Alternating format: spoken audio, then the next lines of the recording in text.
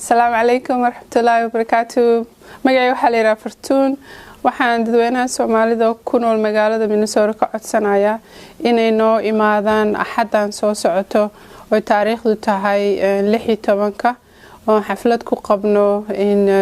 Lakeview Hall ku yaalo oo rabna inaan fundraising ugu sameeyno markii ugu horeysay ururkan Isuroon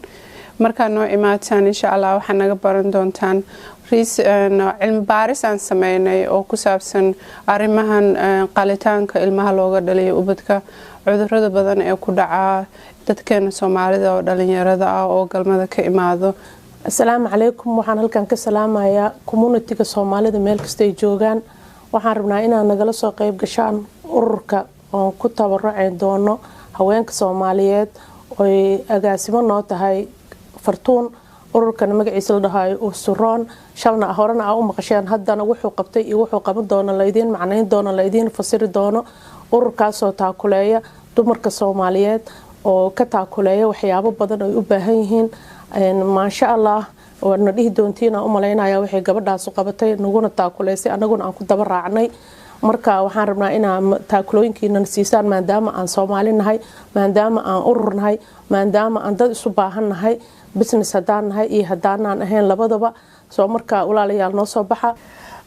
halkaas oo ayaan rabno inay dhammaan ka soo qayb galaan hooyooyinka da'yarta gabdhaha wiilasha aabayaasha in aad nagala soo qayb gashaan ururka Isuroon oo aad horena u maqasheen oo meelo badan aan xaflado ku dhignay maantana arintu waa ka duwan tahay marka waxaan rabnaa hadii Ilaahay yiraahdo inaan halka isku aragno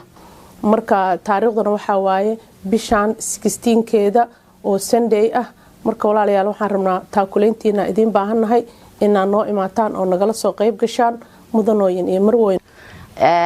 waxaan salaamayaa dhammaan gabdhaha Soomaaliyeed ee ku nool Minnesota iyo magaalooyinka la xiriira sida Bonesville, Lakeville, xaafadan aniga ku noolahay oo Bonesville, Minneapolis, Eden Prairie,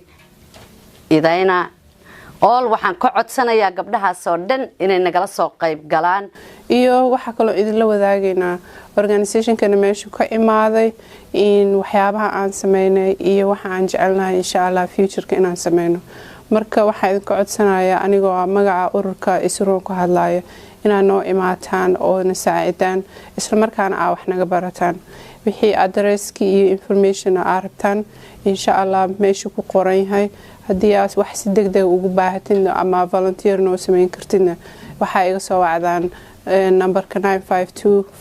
952-564-1131 Assalaamu calaykum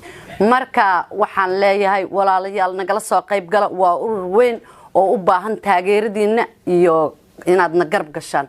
waa ku mahadsantihiin ka soo qayb galka ururka Isuroon ee dhalmadoonka gabdhaha Soomaaliyeed ay agaasimo u tahay ama gudoomiyaha ururka Fartuun Cadde waa mahadsantihiin